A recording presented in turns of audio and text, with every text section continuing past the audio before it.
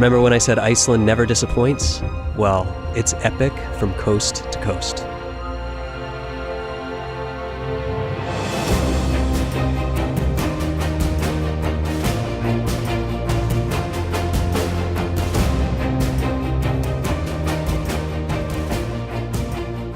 We're here in the western part of the Snæfellsnes Peninsula, the Låndranger Cliffs here behind me.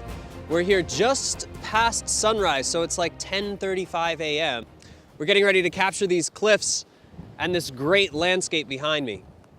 With landscape photography, it really depends on the quality of the light. And that's why we're really getting up early, focusing on sunrises, and coming out early to focus on sunsets.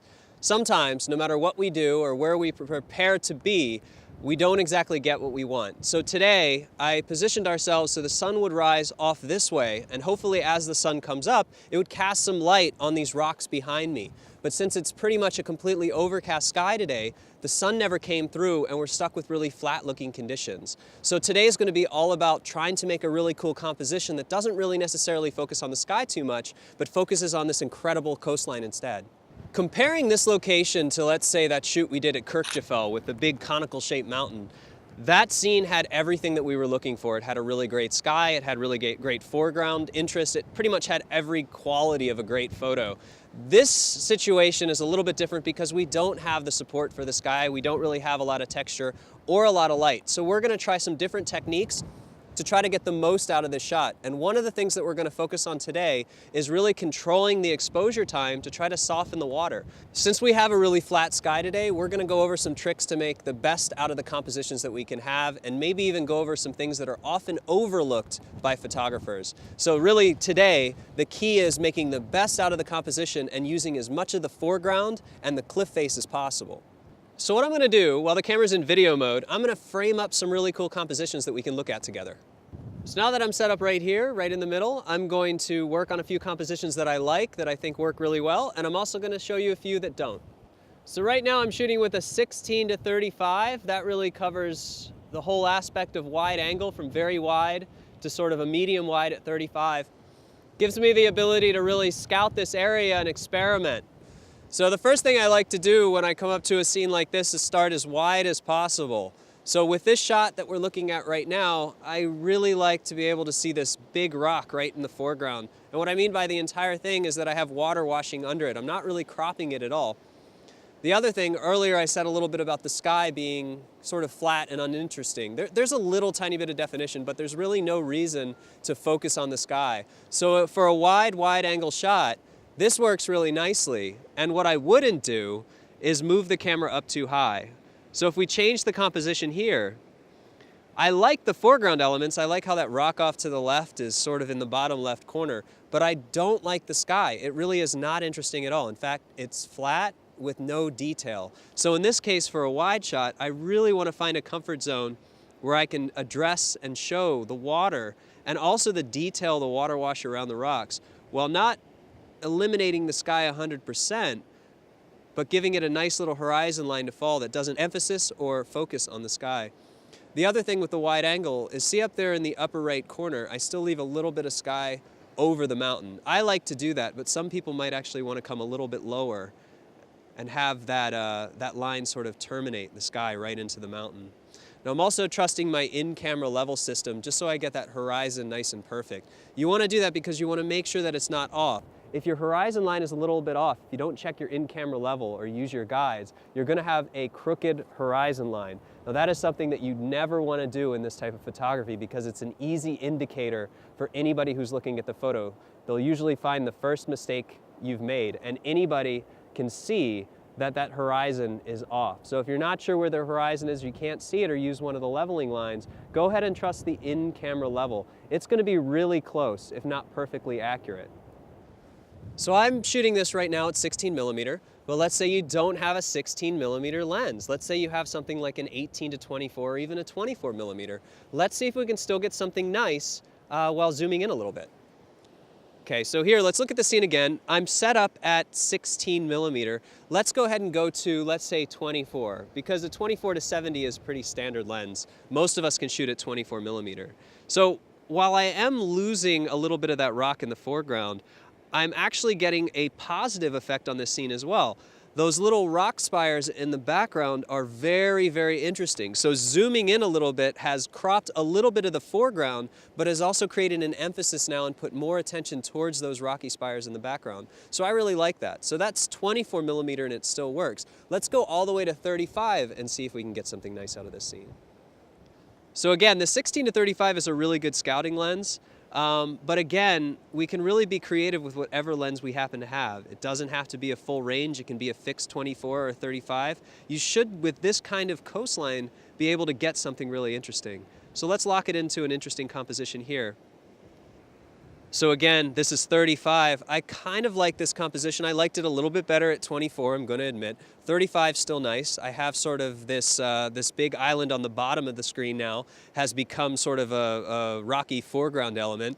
Bear in mind that I'm shooting at 16:9 mode, so if we were shooting a photo, I'd actually get more of the top and bottom here. I'd be able to compose it a little bit differently, but we'll work with this wide aspect. Now, off to the left of the frame, I've decided to keep those little black rocks in the frame. The reason is I don't want to crop them. The white water is actually being caused by being, one, very windy and turbulent around rocks, so it's creating that whitewash effect, which is kind of nice.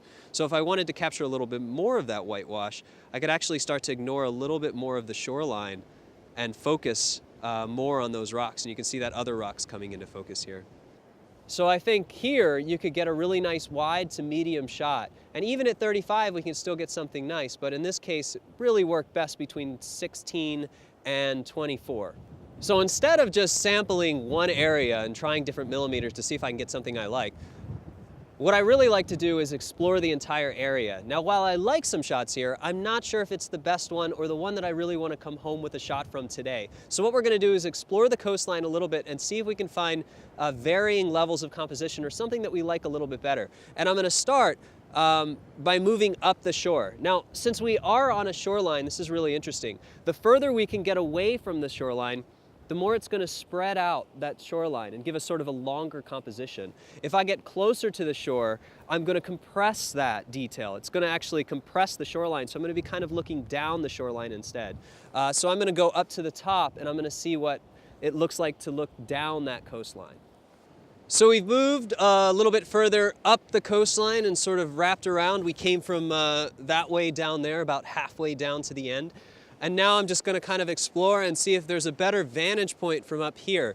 You never really know until you get above these rocks what they're going to look like when you get to that vantage point. So even though they may look like they're not going to be good from where you currently are, I always encourage people to explore as much as possible, because you're going to end up with a better shot if you really cancel out the areas that you like or don't like before you invest the time to get the shot that you really want. So let's take a look at this spot again. I've set it up again at 16 millimeter, and I'm just trying to find a composition that I really like. I'm still not 100% sold on it. I like the other position more, but I'm going to work a little bit. I'm going to try to maybe minimize the horizon line a little bit. So I'm going to bring the composition down a little bit, see if that adds a little bit more interest. And I think it does. It actually works pretty well for me. I'm just going to adjust it a little bit more. Basically looking for a nice balance of foreground rocks down here on the bottom of the frame that'll lead the eye through all these black rocks all the way up until the spires beyond. Again, my horizon is perfectly leveled, or at least that's what the camera is telling me it is, because it's easier for me to trust the camera than trust my eyes. Now, the spires look pretty good in the background. They're really small because I'm at 16 millimeter right now.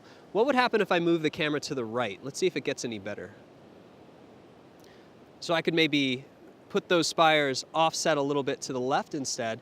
And now I'm really emphasizing on the land structure on the right. And personally, this is something that I wouldn't do. I really like that these are cliffs facing the sea. I also have a little bit of color in the sky on the left that breaks up the monotony of the 50% gray. So I really like compositions that focus on, one, the landscape, but also the water around it, shape of the waves coming in and that white water wash. So you see that white water wash in this kind of wide composition sort of leads the eye towards those spires again, because it's off to the left bottom and then almost across the center of the frame to the middle of the top, and actually leads the eye in. So we're creating sort of natural leading lines here with the land on one side and the water on the other. So again, this is 16 millimeter. I like to start wide and then zoom in so I can kind of see the total scene, because when I zoom in after it's wide, I already know what's around. I know where all the rocks are, and I kind of know what I can zoom in and crop and get rid of. All right, so let's go again. And this time, rather than locking it at 24 millimeter, I'm just going to zoom in until I find something that I kind of like. And let's try to get rid of that entire foreground rock right there and see what happens if we zoom in here all the way. Something like that. Again, very level horizon. And let's check and see. This is just about 28 millimeter, and I'm starting to find something that I like here. So again, I've minimized the sky, I've zoomed in, I've made more of an emphasis on those spires in the background, and now I have a leading line through the center of the frame, these black rocks that sort of pebble their way all the way to the background. Still have a little bit of ground on the right here, and I still have some black rocks and some of the water wash on the left. So from here, there are a few things we could do, and then this is going to be sort of personal preference of where exactly you want to frame those spires. I'm going to choose to not put them exactly in the center. I'm going to put them a little bit off center to the right and just start adjusting. So even a composition like this, I really like. Maybe even move it up a little bit more and offset. And this looks really, really visually pleasing to me as well. Just as the last thing we'll do here is we'll zoom all the way in, and this is the extent of my 35. And you guys can see that even at 35, this wide 16:9 crop, we can still get something that looks pretty nice. And see off to the left there, there's that little rock just about to get exposed, a little black speck in the bottom left. I'm gonna get rid of that. I just don't like to crop objects. I wanna make sure that I don't crop any of those rocks. So now it's gone, and I actually end up with another black rock that's not cropped that makes a nice composition element in the lower left third of the frame. So I have a situation now where I like both views. So in these situations, I might spend the time to go ahead and capture something that I really like from this location, move down to the other location, a few more, and capture some different versions. Sometimes when you're in the field, you might like something, but when you get into post-processing and you see these really big, when you blow them up on your 27-inch iMac or whatever large screen you have, or even on a 15-inch MacBook Pro, you're gonna see all of that detail that you kind of missed looking through the little LCD screen. So if you think you like multiple compositions, there's no reason why you can't shoot them all and decide later which one was your favorite. So the sun's doing something a little bit different. Since we have really short days, the sun never just rises and goes across the top of the sky. This time of year in Iceland, it actually rises and creates this slow arc where it never really hits a high altitude in the sky. So normally, say you're on the meridian or you're on the equator, the sun rises and sets, and the sunrise and sunset may last about 15 minutes, and you might have that great light. Here at Iceland, since the rise and decline of the sun is so slow, it stays in an arc pattern and keeps the clouds nice colors, it keeps the light really soft throughout the day. It really gives you, with those short days, the whole day to capture really nice lighting.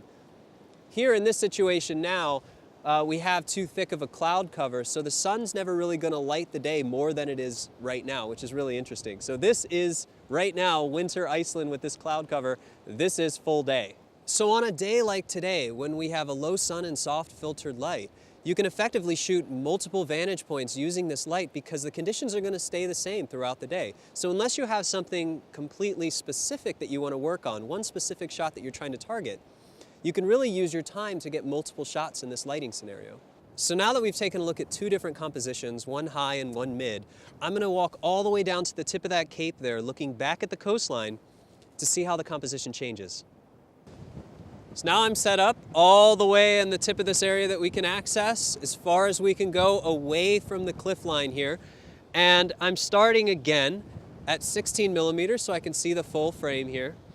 And I've set this frame up in particular at 16 millimeter to emphasize what I really like to use in shots like this. Since I'm now further away from the cliff, I can use some of the rocks that I'm standing on as really nice foreground elements. So today, remember I said it's not all about the sky, it's more about the foreground, so we might as well start to incorporate some of those foreground elements. And here, they start to lead the eye through the frame. So if you start in the bottom left, all the way to the bottom right, you can see the shape of the mountain wraps around sort of a semicircle and then up across the frame into those spires. There's nothing in the frame that's centered, everything's a little bit off. There's still a little bit of sky, plenty of foreground. I really like this shot. Few things that we could do to it a little bit different. We could actually move the camera down a little bit. And again, this is 16:9, so I'm losing a little bit. But what happens if I frame more of the rocky foreground? Let me make sure that my horizon is perfectly leveled. It's a little windy, so it'll take me a second to get here. Perfect.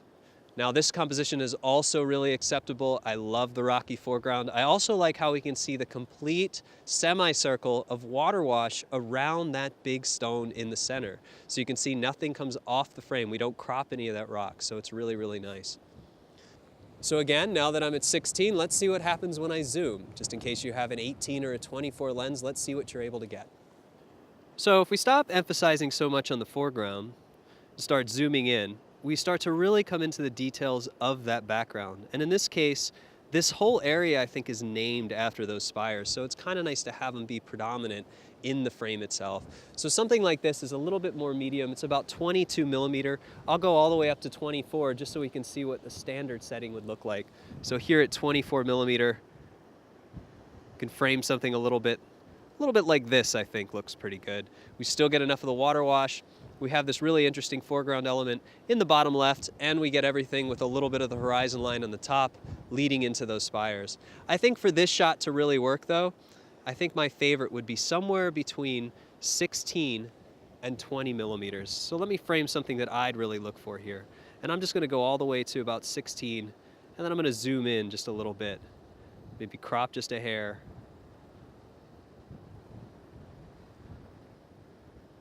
So I think I'd settle on something like that.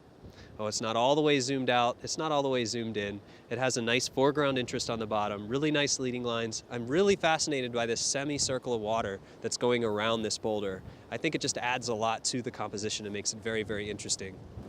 So let's say we had an epic sunset back there. With a composition like this, I still don't think I'd emphasize the sky because the foreground is really, really important. But let's just see what it would look like if I started to raise the camera up a little bit. So I'm gonna go back to 16 millimeter and I'm gonna start raising the camera up. So really quickly, it's still an interesting composition, but we've lost so much of those incredible details in the foreground. So we could still get away with something like this, but the sky would have to be so impressive that it becomes more important than the visual elements of the rock. So if the sky was just exploding with colors and light, I'd probably find about a third of the frame max of the sky. So I could still emphasize all of the rich details and textures in the foreground. But with a shot like this, so visually interesting with all of the rocks in the foreground, we really don't need a sky to make a beautiful shot. And I'm kind of thankful for that because it allows me to focus on these foreground elements, these beautiful colors and details and textures of the rocks. So out of the 3 spots that we've looked at, this is by far my favorite. It's also, there's this really nice rocky ground here, so it's the perfect place to set up and do some longer exposures because I'm not set up on grass. When you set up on grass, the tripod can be a little bit shaky, and since we have really, really cranking wind today, this is the most stable surface that I've found, and conveniently enough, it's also my favorite composition. For this shot, I'm gonna freeze the water in time. I'm gonna use f8, ISO 200, and in aperture priority mode, the camera has selected 1/50 for my shutter speed. Let's see what that looks like. So as you can see with this shot, we managed to mostly freeze the water in time. We also caught sort of a wave crashing over that black rock in the lower left.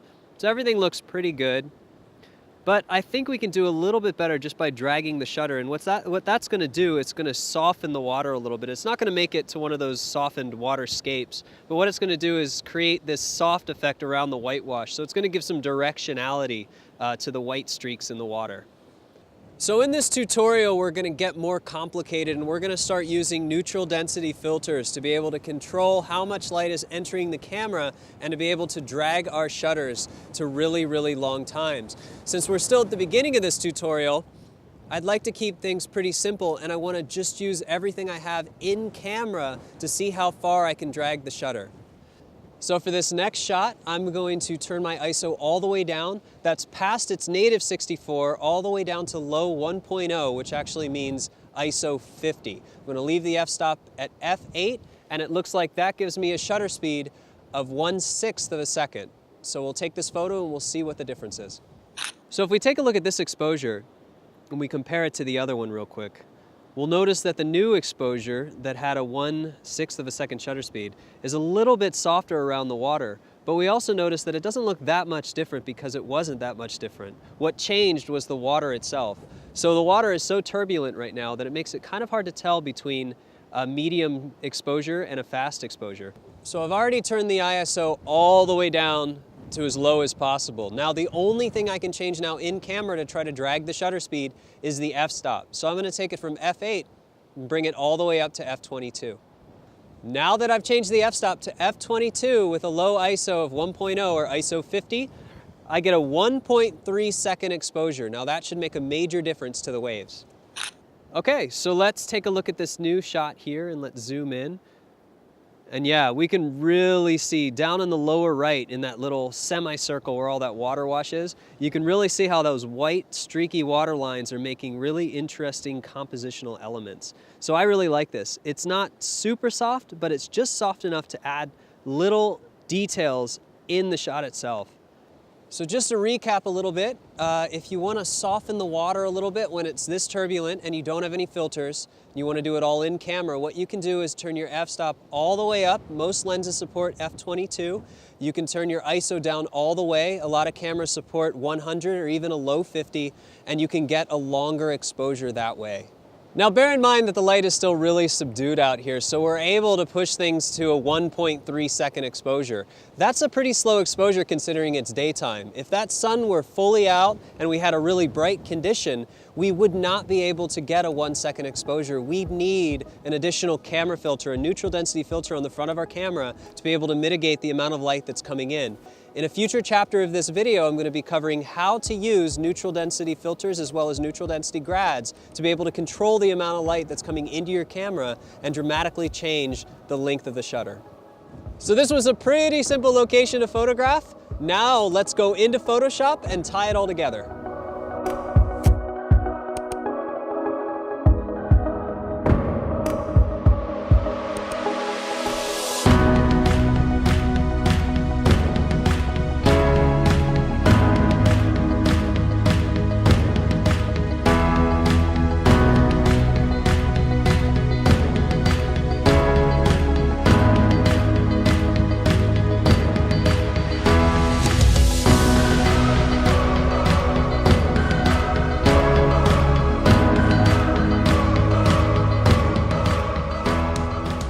Here we are again, post-processing lesson number 2 in Iceland, the Lóndrangar Cliffs, the basalt cliffs that we shot. So the first thing that I'm going to do is go to lesson 2. I'm going to expand lesson 2, and I'm going to open up the Lightroom catalog for lesson 2.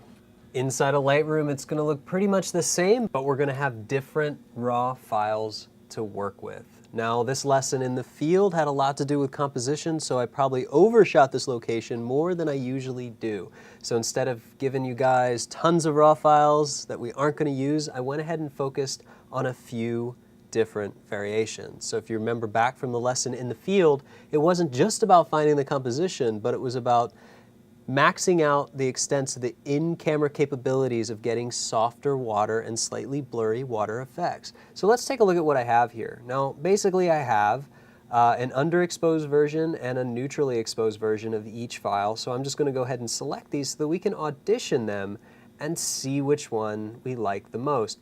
First thing that I'm really going to look for is composition. So as I look through these, that one goes to soft water. I'm really going to see which composition I like. So I really have 3 to choose from.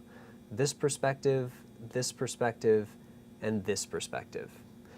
I pretty much think that I like this one the best. I think it has a really nice leading line in the foreground, the rocks. They move all the way back into these pinnacle spires in the background. Beautiful water wash all the way through here in this great rock in the foreground that we talked about in the lesson. But I also shot it at a slightly longer exposure. So this one, you can see the settings up here on the right. That is f18, a low ISO of 31 actually, which is the lowest setting in the Nikon D810, and 0.6 second exposure. If I go to this one, the one that's exposed a little bit more, you can see that I have 1.3 seconds at f18, and it's exactly the same otherwise. But look what happens in the water here. Now this is something that looks really, really cool. If we look at this one that was a shorter exposure, I just get a little bit of wash. This is kind of streaky over here to the right, but I don't like it as much as this one. On this one, we have these little tendrils of water seem to be grabbing onto this rock. I really like the way this looks, and this is the one I think that we're going to work on. Now, I've also made it green here so you guys can find it very quickly and easily. But feel free to do this to any file that you want. That's why I've included all the raw files so that you guys can pick and choose, rebuild the lesson with me, or build your own version of the lesson. With the raw file selected, I'm going to go ahead and make my adjustments. Here everything looks really good. I'm disappointed because the sky, again, very blown out. Foreground darks, shadows look pretty good. If I go down to the underexposed version, you can see I'm starting to get that sky back. So the first thing I'm going to do is try to balance the foreground. So right now the shadows and everything look pretty good. I'm going to pull the highlights down and see if I can start to get some of the sky back. And I am pulling the sky back a little bit, but it's going to need a little bit more adjustment on that end just to get it back fully. So I'm going to pull the exposure down just a hair to pull the sky back, and I'm also going to increase the shadows.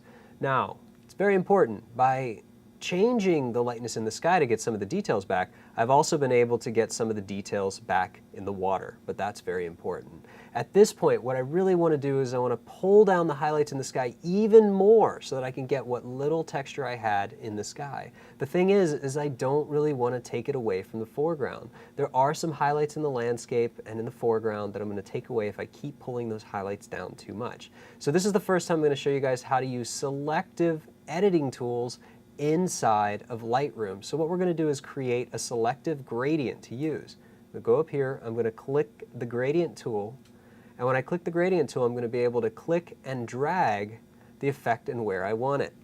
So basically, if I click and drag and I hold Shift, I can create the area that I want to affect. I'm going to redo that one more time just in case you guys didn't see it. It's right here. If I click it, it'll allow me to make a new selection, and then again, once I click and drag, it'll be the area that I select. Right now it has some default settings, there's not too much happening, but if I change these options now, let's say I pull the exposure way down, you can see that I'm just affecting the sky. I'm going to leave this severely dramatic so we can see how this works.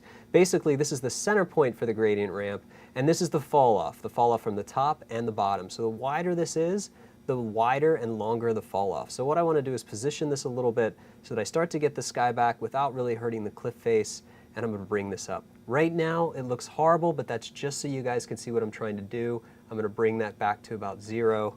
I'm going to cancel it out using the keyboard, and I'm going to take the highlights down a little bit more. So here's a way that I can take the highlights down in the sky independently of the foreground, which is really nice. If I click on this again, it's going to hide it, and it's still going to be in effect, and I can still change things here. So notice how this has missing data right here. I don't want to clamp these levels here. I actually want to bring that right to the edge because I'm losing some of the detail in the cliff. And it was really soft lighting. I want to retain all the highlights and the shadows. I'm just going to bring the whites back a little bit, and that's just going to slide it up. Well, the great thing is that I've already pulled that down in the sky selectively, so now I can make my adjustments to the foreground without complicating the sky, just because I've done it separately. So that's a really easy way to do this stuff a little bit selectively. So I'm just going to make the final tweaks before we go into Photoshop.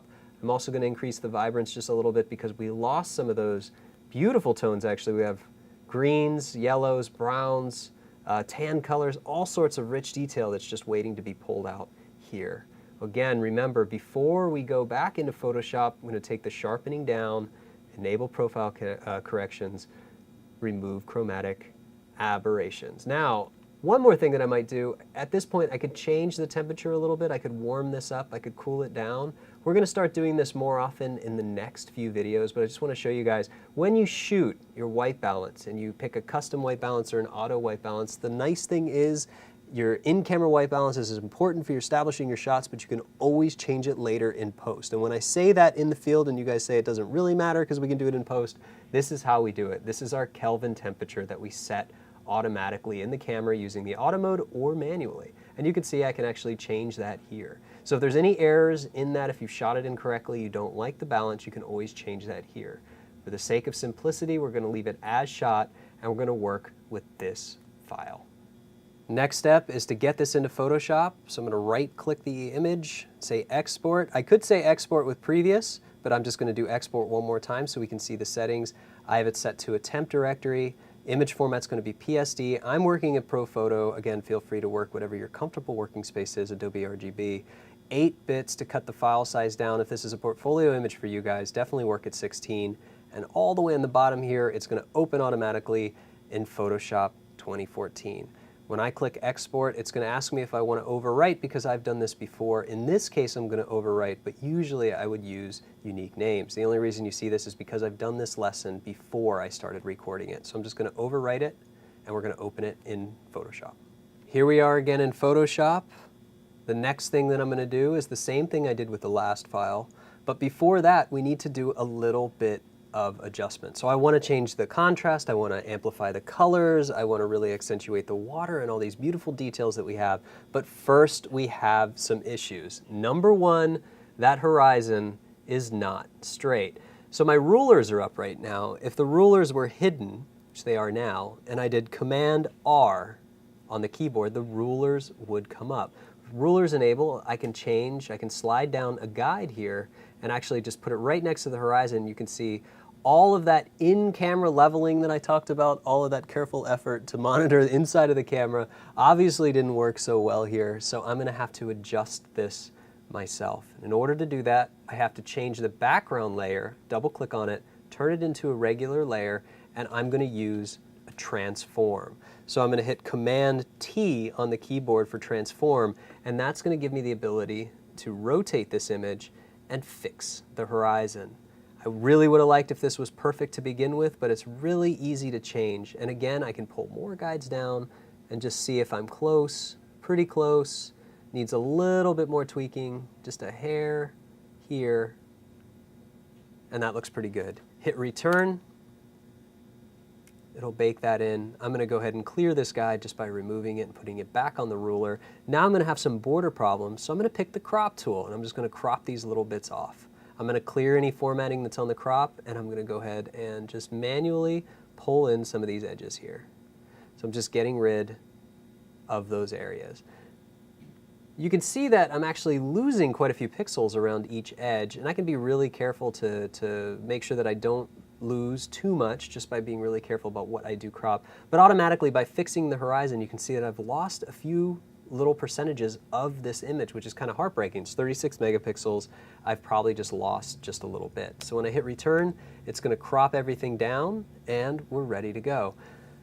The next thing I want to talk about are these dust spots. And if I zoom in here, you can really see these things. They're starting to look really bad. This is a side effect of shooting with a high f-stop. Once we get up to around f16, f18, f22, this is going to show more and more, and it's actually little dust spots or water spots that are on my sensor or on my lens. So if we shoot at f8 or f11 like I usually do, then I don't get these spots. But if I shoot around f22, then I definitely get these spots. So we have to figure out a way to remove them. And the easiest way to remove them is to zoom in and pick the selective healing brush, or the spot healing brush. We just click the brush, and I actually get a brush size that comes up, and I can change that brush size on the keyboard by using my bracket keys. And you can see that that brush size will change. And all I do with content aware selected, sample all layers, I'm actually just going to click and create a spot over the water spot. And you can see that these just start to disappear.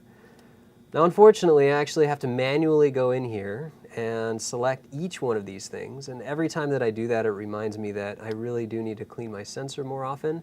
And when you travel to places like Iceland, New Zealand, or just dusty places like Petra and Jordan, you're going to notice that these climates and changing your lenses in the field is just going to accumulate tons and tons of dust. So if you can take my advice, clean your camera regularly so you don't have to deal with this. And later on in this tutorial, we're going to be using neutral density filters shot at different f-stops that avoid f22 so that we don't have to do this unnecessary cleanup.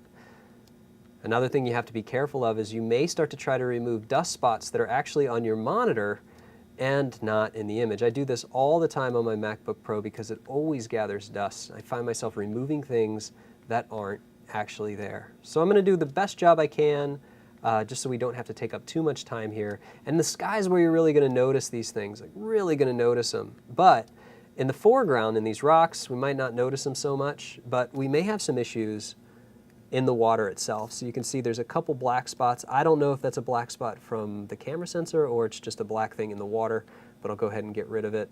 And right now we can see that there's probably a few that I can't see, but at least the ones in the sky are gone. So as we work, I try to get them all at the beginning, but sometimes I miss a few. Water spots are almost cleaned up, and the horizon has been pretty much leveled. It's definitely better than it was. It was very off before. So the next step is to take it into Color Effects Pro, just like we did last time, and apply some contrast. So go to Nik Collection, Color Effects Pro.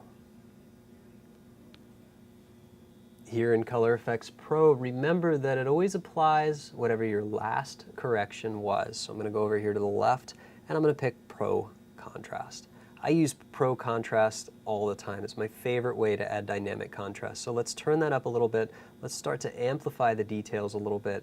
Let's also correct the contrast so that I can get some of the rich blacks and whites back into the image.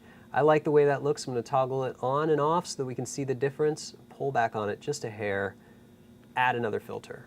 Next thing I want to do is add a contrast color range, just like we did with the last file. Again, this one comes in a little wonky, so we have to fix it, zero it out a little bit again, toggle the brightness just to the left and the right. It'll reset. Then we can add some color contrast. And again, really take notice of the areas that have some light. The sun is off to this direction. It's filtered by the clouds, but we're still getting soft lights casting onto the rock here.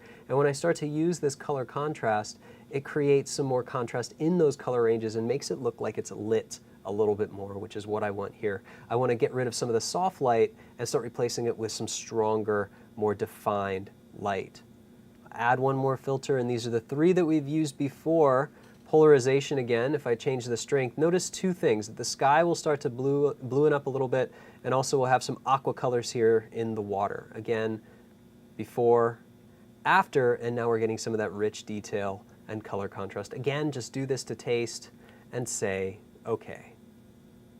That looks pretty good. We've gone from a balanced raw to a very dynamic, contrasty image. You see that we got all this detail back in the sky? Looking at the raw file, I would have never known that was there until I started to recover it. So let's see what we can do here. Now, this scene is really cool. It's very dramatic. It's a crazy coastline. These are really high cliffs, very high winds. I think it was blowing about 30 to 40 knots that day. You couldn't hear it on the microphone when we were recording, but it was really strong. Water's washing. We got this dynamic effect in the water, these very hard cliffs, and everything looks good, but I want it to have more pop and have a little bit more drama to maintain the drama part of the image. So we're going to go back into Color Effects Pro, and I'm going to teach you guys one more filter that adds a lot of drama to your images. Filter I want to show you guys next is called Tonal Contrast. So we used Pro Contrast, was dynamic contrast. Tonal contrast makes things look crazy. Look at the default setting before and after. It almost makes it look like an HDR gone bad. So right off the bat, that should tell us that 2550, 2520, those values are too high. I'm going to zero them out all the way. And we're going to add these selectively. What would happen if we added midtones liberally? And what happens if we would add shadows here liberally? We're getting a lot of detail out. But I'll tell you what if I just wanted to accentuate the details in the sky? Let's say I didn't want to accentuate any of the details in this foreground because I feel it's dramatic enough, but I feel that the sky is pretty weak. Well, let's say that these settings are the ones that I went with. That's how I wanted the sky to look. So I have tonal contrast before and after. So it's getting some negative effects here in the foreground, making it a little bit too rough, a little bit too HDR look. So I want to get rid of that, but I want to keep all the details in the sky. At this point, I don't want to introduce masking quite yet. We're going to do that in a few minutes. So I want to show you guys a quick and easy way to do things selectively inside of Nik software using something called U-point technology. U-points function under the control point menu. And if I expand those, you can see that I also have a plus and a minus. So I click on the plus, and let's say I click on the sky, watch what happens. Now it'll remove the selection anywhere else. What if I add another one right next to it in the sky? Now, take a look at this. Off and on, I'm only selecting the sky. Now this is powerful already, but what is this actually doing? Click on the mask button, and now we can see a black and white representation, white being selected, black being not selected. So if I start to add more of these points now, and we'll enable them here, you can see that I'm actually selecting the sky. Just like anything in Adobe products, if I hold the Option with the arrow key enabled and drag, I can duplicate these points. So right now the sky is selected. Let's create some negative ones. Let's say I don't want it in the mountain here, I don't want it in the mountain here, I definitely don't want it in the water, and I can just start removing some of these areas here. And I can scale them, I can duplicate them, and before I know it, I can have just the sky selected.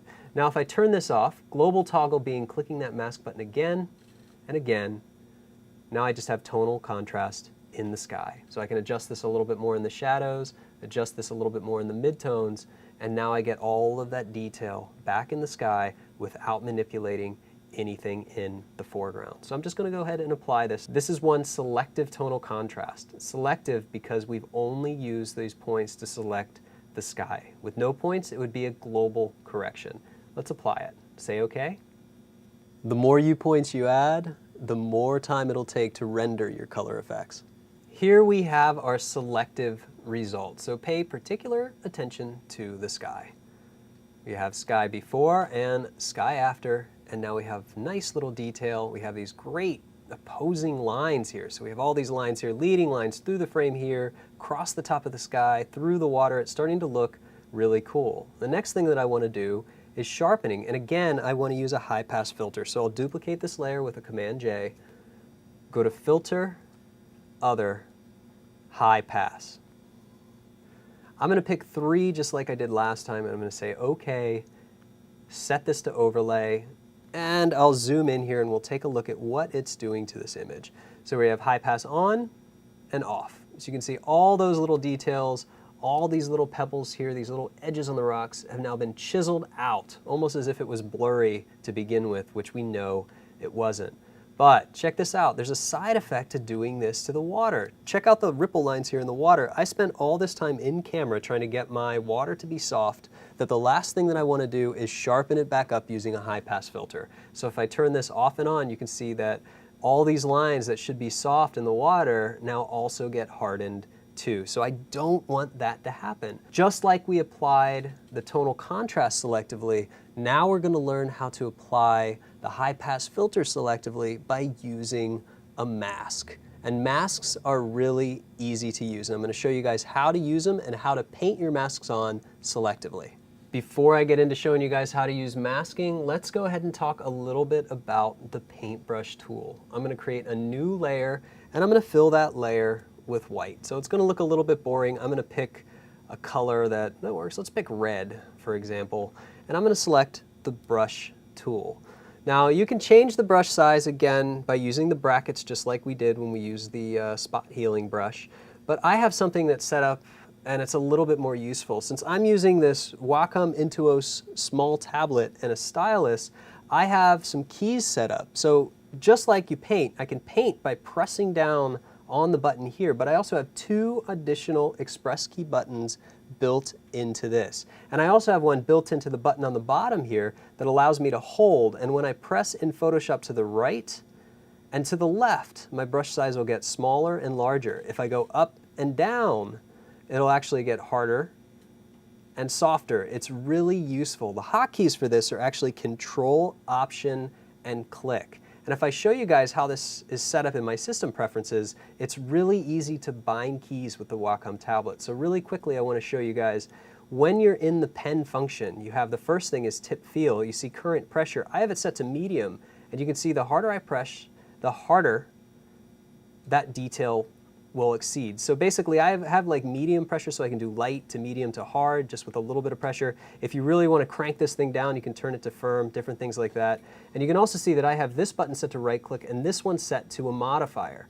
When I have modifier, I just have it Control, Option. That's how I'm able to change the brush size inside of Photoshop. So it's really useful. So I'm going to pick a medium size brush here, medium size, hardness, and let's talk a little bit about how opacity works versus flow. So the first thing that I want to talk about is opacity, and I'm going to turn these things off. Right now, if I have this opacity set to 100 and I click and drag, I'm going to get 100% opacity on this brush. If I turn the opacity down to 50% and I click and drag, the max I'm going to get is 50% opacity. There'll be no accumulation. If I let go and press again, I'm going to get 50% on top of that. That's still not really that great. I want to take advantage of this pressure sensitivity on this pen. I want to be able to brush in my effects subtly and really take advantage of this paint thing here, because I've been using a tablet since 1999. I stopped using a mouse, and ever since then I've been able to do these complex things with really simple brush strokes. So let's go ahead and white this out again, and we're going to talk about flow instead of opacity. So I'm going to turn the opacity back up all the way, and I'm going to enable flow. Flow is really interesting because if I click on this icon to the left, this will allow me to use accumulation. So enable airbrush style buildup effects. Actually, this is really easy. If I roll over any of these options, it'll tell me exactly what they are. So always use pressure for opacity. When off, brush preset controls pressure. So this is nice. I want to use the pressure. So what happens now if I have the opacity set to 100 and the flow set to 100, I press really lightly. Well, now I'm getting a really light brush, and you can see the harder I press, the more paint it puts down. So I can go soft, really soft, all the way to hard. Now we're starting to be able to use the brush, a paintbrush, the way that it's intended. So this is going to become very powerful. The nice thing right now is I have the flow and opacity set to 100, so I have to be very careful to not press too hard. Let me clear this out one more time. I tend to work with my flow right around 10 to 25%. 10 being so that I can push a little bit harder and get these really nice accumulation effects when I'm painting on masks. This is going to come in really handy for the rest of the things that we do right now. So let me go ahead and zero this out, and I just want to show you guys really quick. We have the express key bound to the pen here. Click right to left, size, up, down, hardness, and if you use the number keys on the keyboard, 1 is 10% flow all the way up, 5 is 50, 6 is 60, hit 5 twice, it'll be 55%. So you have these really great hotkeys that you can change this. So what does this mean? Well, right now I've been painting on a white layer. Well, let's go ahead and create a mask. Well, let's forget about this right now, but let me go ahead and create a mask. I'm going to turn everything off except for this layer, so that if I turn this layer off, it'll be invisible. And I'm going to create a new mask. And I'm going to do that by clicking the mask button down here. It's going to create a white mask. White and masking means 100% visible, just like those U points I showed you did too. Same thing. Black is hidden, white is fully opaque. So right now, no brainer, white is fully opaque. If I do a Command I to invert this, black is going to be fully gone. It's gone. White is visible. But I want to do percentages of that. So let's say if this is a black mask, Command I, and I want to paint some of this image back in, I can switch my palette from black to white, and this palette is basically foreground, background color. I'm going to teach you guys one more hotkey now. X on the keyboard swaps it, so I can toggle from painting white to black. So I'm going to paint white here, and if I start painting on this mask, you can see I'm going to start revealing the image behind it over a transparency. So this is really powerful right now. I can just basically reveal part of this image. So this is nice. I mean, kind of looks like, you know, our first postcard we've created together with this extremely exaggerated vignette. But you can see the mask here, and the mask looks like this. It's basically black to white. Any variations of this are just going to be different transparency. Really, really easy to use. So I'm going to get rid of this mask because, well, it's not really that interesting at all. It's just for display purposes. And I'm going to go back to this tonal contrast copy that I turned into a high-pass filter, and I'm going to turn it back on. I'm going to create a mask. Now, I love it everywhere around here. I kind of like it down here. I don't want it in the water. So I can go ahead and select this mask, use black, pick a flow of about 60%, and I can just start painting black to remove it. And right now it's kind of hard to see. If I let go here, we're going to start to see that mask. But I still can't really see what I'm painting on. If I hold the option, I can click on the mask and I can see it. But again, I can't see the image behind it, so it's going to be really hard to work with. So instead, I'm going to go back to this layer and select the mask. And I am going to hit the backslash key on the keyboard, and that's going to enable Quick Mask Mode. Inside of Quick Mask Mode, I get a red overlay that shows me the area that I'm painting on. So I can really quickly just paint out the sky. Now, this is paint. It's really nice. This is a layer basically over top of itself with an effect. So anytime I go over actual geometry here, I wouldn't worry about it. We're just trying to smooth out and get rid of that water. Because just as it's texturing the water, any noise in the sky, that high-pass filter will pick it up. I'm going to use the button on my Wacom stylus again so that I can go right in here and just get rid of that softness. But why spend all that time softening your water if Photoshop's just going to sharpen it again? So we want to make sure that we keep all that nice and clean. When you're done, quick mask mode can be toggled off the same way by hitting the # key. All in all, I think this file is starting to look really good. There's some more things that we can do to it, but I kind of want to wait. As a reference, as I usually like to do, let's go back into Lightroom. I'm going to hold Option, click to reset tone, and I'm going to bring this in so we can compare it to the final result. So I'm going to export with previous. I'll say use unique names. I don't want to overwrite my own PSD. This time I'm going to show you guys how to get this file into another file. So we have 2 Photoshop files open, and we have one that's just a single image. This is kind of what I call a hotkey shuffle. First thing that we're going to do is use Command A on the keyboard for select all, Command C for copy, and Command W for close. Next thing we're going to do is Command V for paste, and that's going to paste that layer into the document. But you can also see that since we changed the horizon and we did some cropping, it's not going to match up entirely. But that's okay, it'll still give us a reference point and something that we can look at. So this was straight out of camera. This was the adjusted raw with the horizon fix. This was color effects and sharpening at the end. So we've basically gone from this to this. So not so bad. And again, we're going to go over some more advanced stuff as these chapters progress. So that wraps it up for the Londranger Cliffs. The next place we're going to work on is Godafoss Waterfall.